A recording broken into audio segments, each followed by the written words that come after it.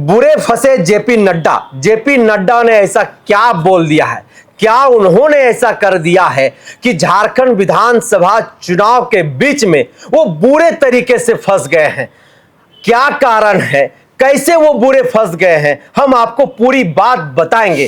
फिलहाल आपको हम बता देते हैं कि झारखंड में विधानसभा का चुनाव चल रहा है और इस विधानसभा के चुनाव में जिस तरह से राजनीतिक पार्टियों ने सबसे पहले माइक्रोस्कोप से देख करके सभी 81 सीटों पर प्रत्याशी उतारने का काम किया है, उसके बाद लगातार आप देखिए कि जिस तरह से धुआंधार प्रचार प्रसार में वो जुट गए हैं और अपने अपने जो किए गए कार्य हैं उन कार्यों को गिनाने में जिस तरह से वो जुट गए हैं। झारखंड की राजनीति में यह जो माहौल है बेहद दिलचस्प होता हुआ दिखाई दे रहा है और झारखंड की राजनीति में जो जमीनी मुद्दे हैं वह जमीनी मुद्दों कहीं ना कहीं उन लोगों के लिए सिर का दर्द बन गया है। और इस बीच में जेपी नड्डा झारखंड प्रदेश में बुरे तरीके से घिर गए हैं।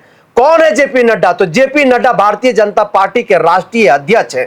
वो झारखंड प्रदेश में पूरे घिर गए। हम आपको बताते हैं कि कैसे वो बुरे घिर चुके हैं, आखिर क्या उन्होंने कह दिया है, क्या कहा है उन्होंने, किसके संदर्भ में कहा है और कैसे बुरे फंस गए। हमारे साथ सहयोगी वरिष्ठ पत्रकार उदय चौहान हैं और अक्षय तिवारी हैं। उदय जी, दर्शकों को बताइएगा कि झारखंड का जो विधानसभा का चुनाव है, इस विधानसभा का चुनाव का पहले चरण का जो मतदान होना है उसके लिए प्रचार प्रसार थम गया है, लेकिन इस बीच में जेपी नड्डा बुरे तरीके से फंस गए हैं और भारतीय जनता पार्टी इससे बेहद चिंता में दिखाई दे रही है।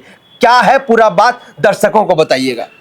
दरअसल जेपी नड्डा जो हैं उन्होंने इस तरह का कुछ बयान दे दिया है जिससे भाजपा खुद घिरती नजर आ रही है। और उनका ये बयान जो है वो ये है कि उन्होंने कहा था कि हेमंत सोरेन की सरकार चोरों की सरकार है, ये आपके हकों और हितों पर डाका डालने वाली सरकार है, इसलिए इनको घर भेजना जरूरी है। अब इनका जो बयान है कि इनको घर भेजना जरूरी है उसको कल्पना सोरेन ने लपक लिया। यानी कि जेपी नड्डा है वो झारखंड प्रदेश में दौरे पर थे, चुनाव प्रचार में आए हुए थे।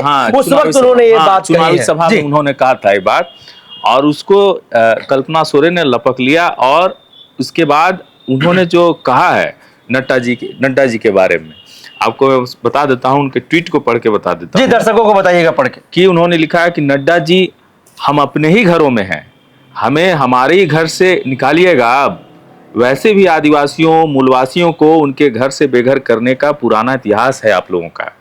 कहते हैं ना कि चोर को चोर दिखती है और आप सिर्फ चोर नहीं डकैत हैं, डकैत। उन्होंने आगे फिर इसको और इलेबोरेट किया है कि कोविड में चंदा लेकर नकली वैक्सीन लगाने वाले आप लोग, लाखों लोग मर रहे हैं नकली वैक्सीन से। माल्या से लेकर सहारा का पैसा लूटने वाले आप लोग, इलेक्टोरल बॉन्ड से खरबों की लूट खसुट करने वाले आप लोग, अरबपतियों के हाथों में देश बेच देने वाले हैं आप लोग, लगातार ट्रेन दुर्घटनाओं में आमजनों को मारने वाले हैं आप लोग, झारखंड के आदिवासियों को जंगली कहने वाले आप लोग हैं, पूरे देश के आदिवासियों मूलवासियों का खनिज लूटने वाले आप लोग हैं, करगिल में कफन लूटने वाले आप ही लोग हैं, नकली दवाइयां बेचकर खरबों कमाने वाले भी आप ही लोग हैं, देश में नशे का जो कारोबार है उसको फैलाने वाले भी आप लोग हैं।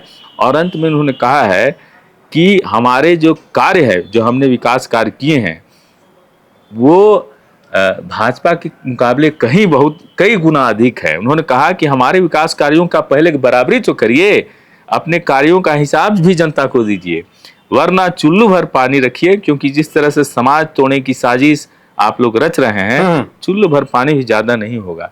आप पूरे ट्वीट को देखें अगर, तो जो नड्डा ने जो कहा उसके बयान को पूरी तरह से कल्पना सोरेन ने पलट दिया और बहुत ही आक्रामक मुद्रा में उन्होंने बात कहा है कि आप हमको घर से निकालने वाले कौन होते हैं। आप देखिए कि इससे पहले भी हेमंत सोरेन कई बार मंचों से बोल चुके हैं कि भाजपा बार बार ये कहती है कि ये लोग लुटेरे लोग हैं, लूटने वाले लोग हैं और हम पे ही जमीन लूटने या और चीजें करने का आरोप लगाती है। भाई, हम झारखंड हमारा, हम झारखंड के, हम ही अपने घर को क्यों लूटेंगे। कई बार इस तरह से बयान दिया है हेमंत सोरेन ने। अब कल्पना सोरेन ने जेपी नड्डा के बयान को पलट दिया है और उन्होंने कहा है कि हमको हमारी घर से कैसे निकालोगे भाई आप, हम तो अपने ही घर में हैं और हमने जो कार्य किए हैं पिछले 5 सालों में विकास कार्य की जो हमने लंबी लकीर खींची है, चाहे वो महिलाओं के लिए हो, युवाओं के लिए हो या यहाँ के आदिवासियों के लिए हो, पहले उतना करके दिखाइए। आपको पता होगा कि कुछ देर पहले हम लोग भी चर्चा कर रहे थे कि जेएमएम ने बाकायदे 22 ऐसे राज्यों की लिस्ट तैयार की है जहां भाजपा भी शासन कर रही है और वहां की जो खामियां हैं, जो त्रुटियां हैं, वहां के शासन व्यवस्था में जो गलतियां हैं, उसका भी बखान किया है।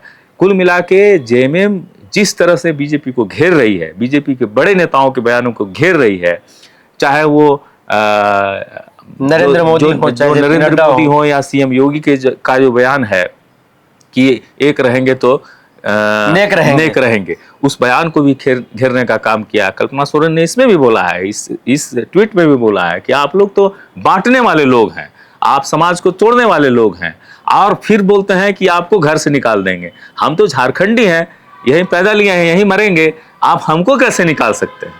तो एक आदिवासी महिला नेत्री जो है वह भारतीय जनता पार्टी को दांतों तले चना चबवा रही है और उनके हर छोटी छोटी गतिविधियों पर वो ध्यान रख रही है। ध्यान देखिए किस कदर रख रही है, कितना डेप्थ में जाकर के वो रखती है और उनके कहे द्वारा जो बातें हैं उनकी बातों को बड़े विस्तार तरीके से अपने ट्विटर पर कहने का कोशिश करती है। कहती अक्षय तिवारी जी, झारखंड के जो विशेषज्ञ हैं, राजनीतिक जो पंडित हैं, वो सीधे तौर पर यह कह रहे हैं कि मात्र 10 महीने का जो राजनीतिक सफर है कल्पना मुर्मू सोरेन का, वह यह दिखलाता है कि 10 महीने के सफर में एक गृहिणी घर से निकल करके राजनीति में आती है और एक परिपक्व पॉलिटिशियन बन करके सामने उभर करके आती है और झारखंड की आज एक कहीं ना कहीं सेंटिमेंट बन जाती है। और भारतीय जनता पार्टी के जो छोटी से छोटी गतिविधियां हैं, उनके जो बड़े बड़े नेता कहते हैं, उनके बातों को वो कोट करती है और सीधे तौर पर उन पर वो हमला करने का काम करती है। क्या कहेंगे इस पर, दर्शकों को बताइएगा कि जिस तरह से कल्पना मुर्मू सोरेन भारतीय जनता पार्टी के नेताओं के बातों पर ध्यान रख रही है, जिस तरह से वो हमला कर रही है, क्या कहेंगे इस पर। देखिए, शुरू में कहा कि जेपी नड्डा बुरे फंसे हैं, तो इस मामले में बीजेपी ही फंस रही है। जेपी नड्डा तो फंसी रहे, प्लस बीजेपी ही फंस रही है। और कल्पना सोरेन वो हर गतिविधियों पर नज़र रख रही है। बीजेपी के बड़े बड़े जो नेता आ रहे हैं, मुख्यमंत्री आ रहे हैं अलग अलग प्रदेशों के, उनकी बातों को सुन रही हैं और उसका करारा जवाब दे रही हैं और जनता के बीच अपनी बातों को रख रही हैं। अपने सब सची का कि उन्होंने कम समय में बहुत परिपक्व नेता हो गई हैं और ऐसा लगता ही नहीं है कि उनका कार्यकाल बहुत छोटा है।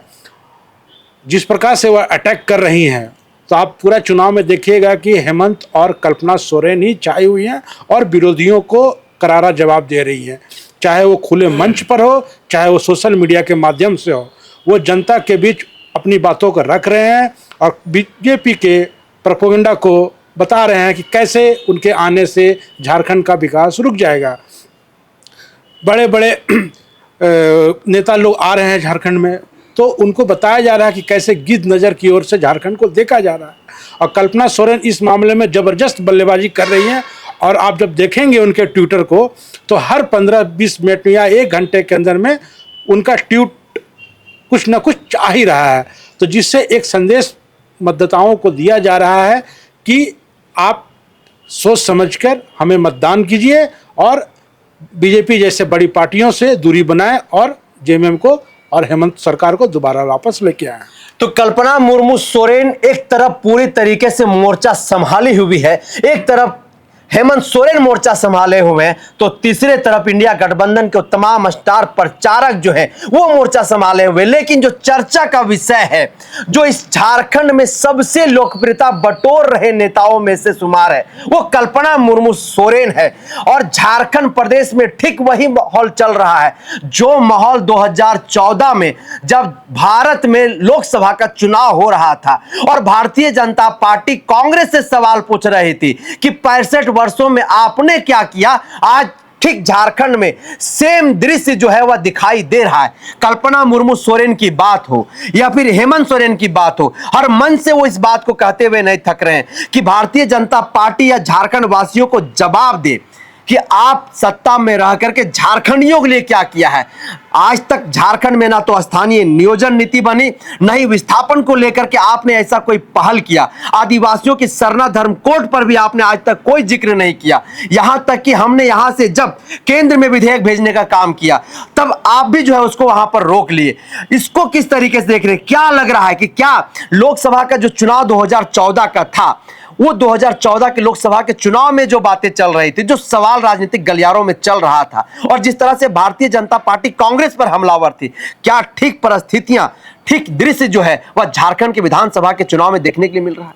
देखिए, जो लोकसभा का चुनाव था उस वक्त का और जो अभी विधानसभा का चुनाव है, भाजपा लगातार ये नैरेटिव सेट करती है और कई बार उसके बड़े नेता ये बोलते रहते हैं कि हमने जो 10 वर्ष में काम किया है वो कांग्रेस का या गठबंधन सरकारों का 60 साल का काम और 10 साल का काम उस पर भारी पड़ता है। उनका ये नैरेटिव होता है कि हमने जो 10 साल या 15 साल में काम किए हैं वो कांग्रेस के काम से कहीं ज़्यादा बेहतर है, कहीं ज़्यादा अच्छा है। ठीक वही बात दोहराने की कोशिश यहाँ की जा रही है, झारखंड में भी की जा रही है। लेकिन यहाँ हेमंत सोरेन ने और कल्पना सोरेन ने स्थिति को पलट दिया है। बिल्कुल उनका ये कहना है कि भाजपा यहाँ लंबे समय तक शासन करके आई है, 16-17 सालों तक शासन की है, 20-25 साल में 16-17 साल तक लगातार शासन की है, और जितना उसने इस लंबे कार्यकाल में कालखंड में नहीं किया उतना हमने 5 साल की इस सरकार में किया है। हमने कई ऐसी योजनाएं लाई हैं जिसका इम्पैक्ट सीधे सीधे आम लोगों को धरातल पर दिख रहा है।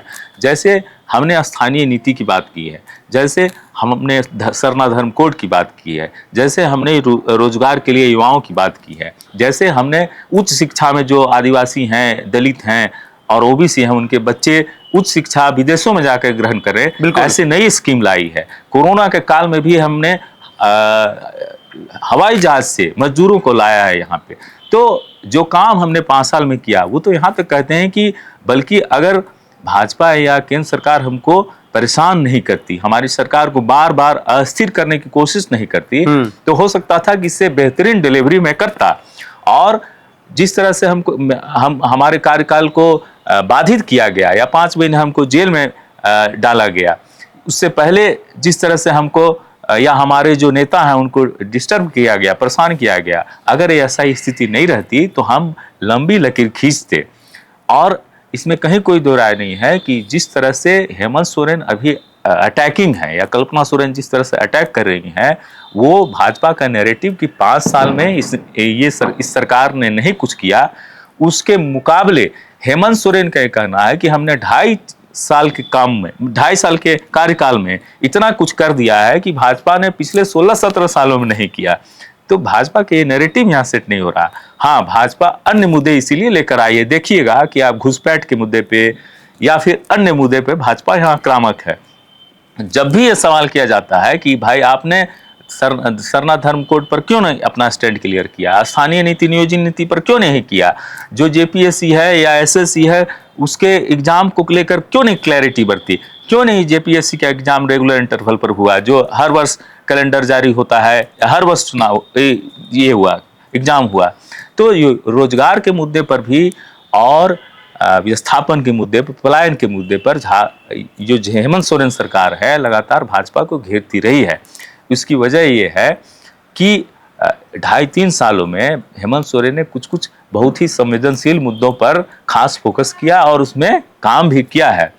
इसीलिए भाजपा को अपना यहाँ वो नैरेटिव जो है ये बदलना पड़ रहा है और घुसपैठ के मुद्दे को लेकर आना पड़ रहा है। तो कल्पना मुर्मू सोरेन देखिए किस तरीके से अपने पति और राज्य के मुख्यमंत्री हेमंत सोरेन को बचाते हुए दिखाई देती है, और सीधे तौर पर जब जेपी नड्डा हेमंत सोरेन की सरकार को चोरों की सरकार बताती है तो हेमंत सोरेन से पहले कल्पना मुर्मू सोरेन इस पर सीधे तौर पर एक्शन लेती है और अटैकिंग मोड में दिखाई देती है, और ट्विटर पर जो है वो जबरदस्त जवाब देने का काम करती है। सीधे तौर पर जो बातें उन्होंने अपने ट्विटर पर लिखा है, हमारे सहयोगी उदय चौहान ने आपको बताया। अक्षय जी, हमको यह बताइए कि भारतीय जनता पार्टी जहां एक तरफ आदिवासियों की सबसे बड़ी हितैषी पार्टी बताती है। वहीं दूसरी तरफ आप झारखंड में देखिए तो 28 ऐसी सीटें हैं जो अनुसूचित जनजाति आरक्षित सीटें हैं, यानी कि आदिवासी समाज के लिए वो आरक्षित है। और हेमंत सोरेन झारखंड में इस वक्त आदिवासियों के सबसे बड़े सेंटिमेंट के चेहरे बन गए। आदिवासियों का एक बड़ा लगाव जो है हेमंत सोरेन के साथ जुड़ गया है। मूलवासियों का भी वैसे ही कहीं ना कहीं लगाव जो है हेमंत सोरेन के साथ जुड़ गया है। वैसे में हेमंत सोरेन की सरकार को चोरों की सरकार बताना क्या लग रहा है, इससे भाजपा को फायदा होगा या फिर जेपी नड्डा भारतीय जनता पार्टी को यहां पर इस बात को बोल करके नुकसान पहुंचा करके चले गए? देखिए, जेपी नड्डा का जो बयान जो है कहीं ना कहीं दुर्भाग्यपूर्ण है। चोरों की सरकार जो बता रहे हैं वो एक तरह से पॉलिटिकल बयान है, लेकिन यहाँ की जनता जान रही है, समझ रही है। और मुख्यमंत्री लगातार प्रचार कर रहे हैं और उस दौरान वो बता रहे हैं कि कैसे भाजपा के लोगों ने एक साजिश के तहत मुझे जेल भेजने का काम किया और सरकार को अस्थिर करने का प्रयास पूरे 5 साल किया। और वो बता भी रहे हैं कि कोरोना के समय जब आया तो हमें 2 साल तो काम करने का मौका ही नहीं मिला।